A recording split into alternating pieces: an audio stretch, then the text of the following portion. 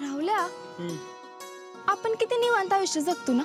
नुसतं आपलं म्हणत असतोय हे असं झालं पाहिजे तसं झालं पाहिजे, पण आपण आपल्या देशासाठी काय करतो?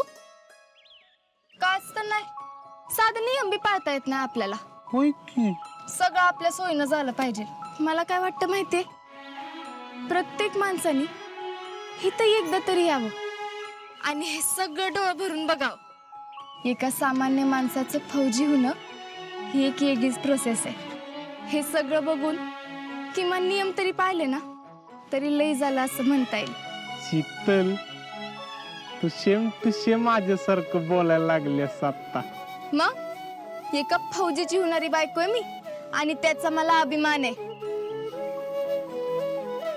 जेवढं नशीब फौजी व्हायला लागतंय ना त्यापेक्षा लाख पटीनं जास्त नशीब फौजीची बायको व्हायला लागतंय.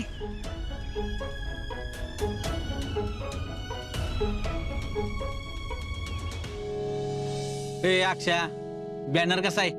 हा, एकच नंबरला का. करा की मग उभा. हा, हे पोरांनो चला घ्या बॅनर लावून.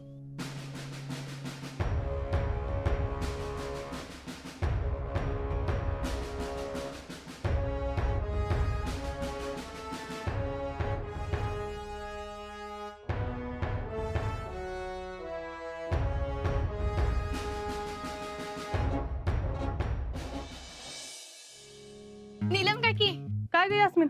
रांगोळी पाहिजे. बर, किती? 5 किलो. आणि काय गावभर काढायची आहे का रांगोळी? होय, गावभरच काढायचे. असा कुठला सण आहे? सणच आहे की, आजन विके येणार आहेत ना आणि त्यांच्या स्वागताची जोरदार तयारी करायची. अहो आज तर बेस्ट रिक्रूट ठरलाय आणि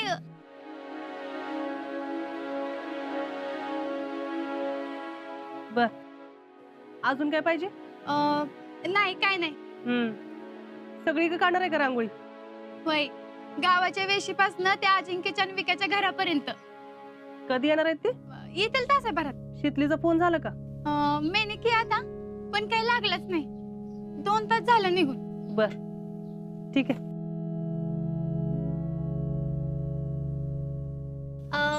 आणि कलर पण द्या की. हे असू देत काय? हा, घे. किती झाले? असू दे, जा. आणि होय, चांगली काढा रांगोळी. होय.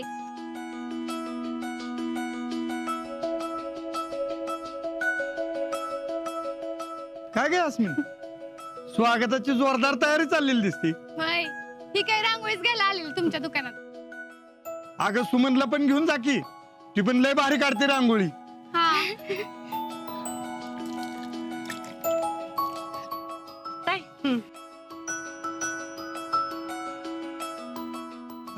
नीलम, अगं पोरा औक्षणाला येतील आता, त्यांच्या हातावर काहीतरी गोडाचं ठेवायला पाहिजे. तयारी करा काहीतरी गोडा धोडाची. बघते.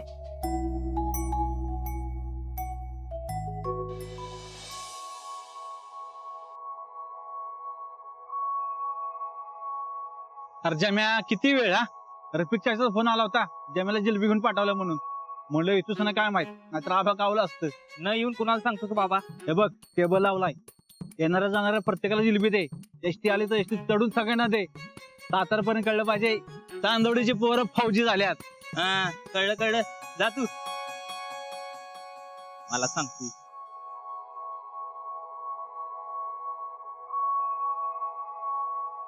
तुमचं काम कोणतं?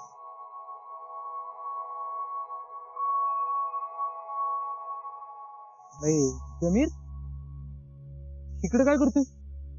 काय करणार, आबूनी जिलबी वाटायला सांगितलं. यो आज येणार आहे म्हणा आज गावात.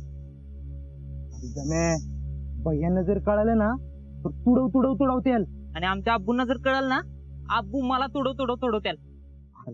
मी सांगतो तसं कर, डोळ्याविल असं वागू नको, नाहीतर भैया सगळा राहणार तुझ्यावर काढत्याल. एक काम करतो, थोडा वेळ थांबतो आणि हळूच कल्टी मारतो. हा, हळूच कल्टी मार. हा, चल येऊ का मी? खातो का? येतो.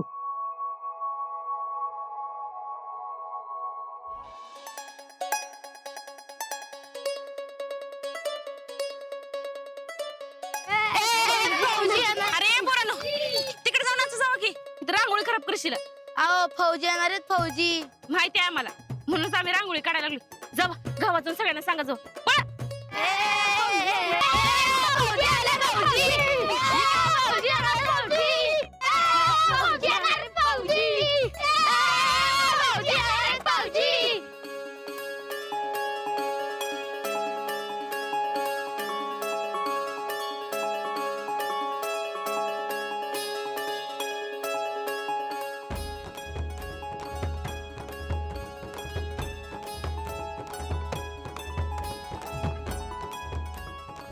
आत्ता आपण आहोत सातारा जिल्ह्यातील चांदवडी या छोट्याशा गावात. चांदवडी हे गाव आज महाराष्ट्रातच नव्हे तर संपूर्ण देशात माहिती झालेले आहे. ते नुकताच भरती झालेल्या अजिंक्य शिंदे या फौजीमुळे.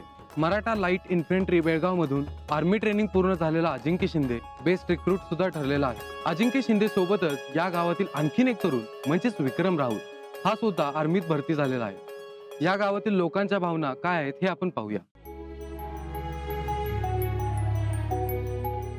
नमस्कार, तुम्हाला कसं वाटतंय तुमच्या गावातील 2 तरुण तुमच्या पावलावर पाऊल ठेवून आर्मीत भरती झालेले आहेत? अहो ही गोष्ट आमच्यासाठी अभिमानाची आहे. आणखीन मला एक गोष्ट सांगितली पाहिजे. हनुमा फौजीनं या दोन्ही पोरांना मार्गदर्शन केलेलं आहे. अहो काय बापू, अरे काय खोटं बोलतोय का? आपण सुद्धा आर्मीत होता, मग आपण कशा प्रकारे यांना मदत केली? मी कुठं मदत केली त्यांना? त्यांचं त्यांनीच केलंय. काय अहो त्यांची इच्छा शक्ती होती, मेहनत होती, हे होणारच होतं. आणि अजिंक्यने ते एवढी मेहनत घेतली की दिवस रात्र तो कष्ट करत असायचा, कधी मागं पुढे पाहिलं नाही. तेवढीच मेहनत आम्ही बी घेतली. मी पुष्पा बोईटे, फेडरेशन अध्यक्ष. मी बोलते ना तिकडं. हा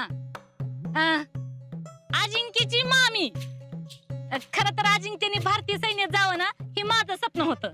लहानपणापासूनच मी त्यांना भरती व्हावं म्हणून मी शिकवत होते. आणि बघा अजिंक्य लहान होते का नाही तेव्हा मी आमच्या ह्यांना सांगून फौजीचा ड्रेस घेतला होता. म्हणजे लहानपणापासून त्यांच्या मनात आर्मी बद्दल प्रेम भरायला सुरुवात केली. माझ्या लेकीची एफडी मोडली, माझं सोनं पण समजा घाण ठेवलं. त्यांच्यावर होता येईल तेवढा खर्च केला, पण त्याचा काहीच उपयोग झाला नाही म्हणा. पण आज त्या गोष्टीचं सोनं झालं बर का. आता माझं पोरग भरती होणार. खरं तर मला लई भारी वाटतंय, पण माझ्यापासून लांब जाणार म्हणून मला तेवढंच वाईट बी वाटतंय.